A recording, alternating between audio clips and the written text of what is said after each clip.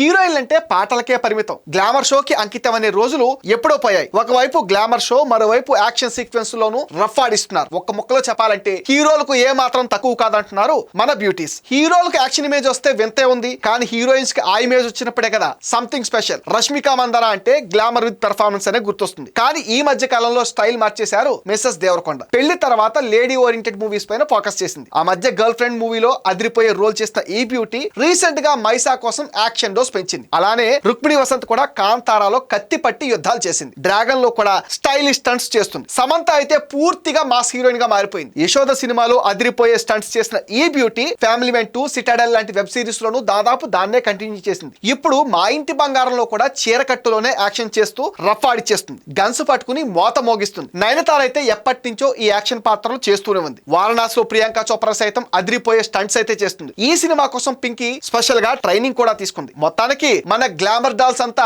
ఇప్పుడు యాక్షన్ బాట పట్టి డిష్యూమ్ అంటున్నారు.